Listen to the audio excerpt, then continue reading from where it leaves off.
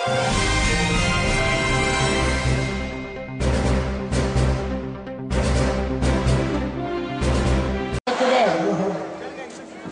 பெண்கள் வந்து கொஞ்சம் கையை உயர்த்தி சொன்னீங்கன்னா அந்த போட்டோ எடுக்கிறாங்க, அதனால கொஞ்சம் கையெழுத்து.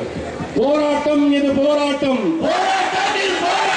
டிஎன்டிஜே போராட்டம்,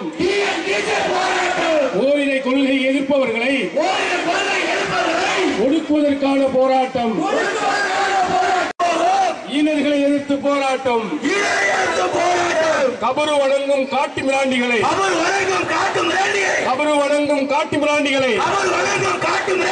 கண்டிக்க திரண்ட போராட்டம். நாட்களுக்கு முன்பு சேப்பாக்கத்தில் திரண்ட சில குற்றவாளிகள், குற்ற பின்னணி உடையவர்கள் ஆர்ப்பாட்டம் என்ற பெயரில் பொது மேடைகளில் அநாகரிகமான சொற்களை பயன்படுத்தி வன்முறையை தூண்டுகிற விதத்தில் கடுமையாக பேசியிருக்கிறார்கள். எங்கள் தலைவர்களை வெட்டுவேன், குத்துவேன், கொலை செய்வேன் என்கிற அளவிற்கு வரம்பு மீறிய வார்த்தைகளை பேசி பொதுமக்களையும் அதன்பால் தூண்டியிருக்கிறார்கள். இவர்களுடைய இந்த பேச்சு இது முதன்முறையானதல்ல. இதற்கு முன்னரும் பல தடவைகள் இதுபோன்று அத்துமீறிய பேச்சுக்களில் அவர்கள் ஈடுபட்டு கொண்டிருக்கிறார்கள். ஆனால் இதுவரை அவர்கள் மீது முறையான நடவடிக்கை எடுக்கப்படாமல் காவல்துறை காலம் தாழ்த்தி வருகிறது, அலட்சியப்படுத்தி வருகிறது. எனவே சம்பந்தப்பட்ட குற்றவாளிகள் மீது உடனடியாக கைது செய்து நடவடிக்கை எடுக்க வேண்டும் என்பதை வலியுறுத்தி தமிழ்நாடு தௌஹீத் ஜமாத்தின் சார்பில் இந்த போராட்டத்தை நாங்கள் நடத்தி கொண்டிருக்கிறோம். காவல்துறை எங்களுடைய போராட்ட அறிவிப்பிற்கு பிறகுதான் தற்பொழுது அவர்கள் மீது எஃப்ஐஆர் போட்டிருக்கிறார்கள்.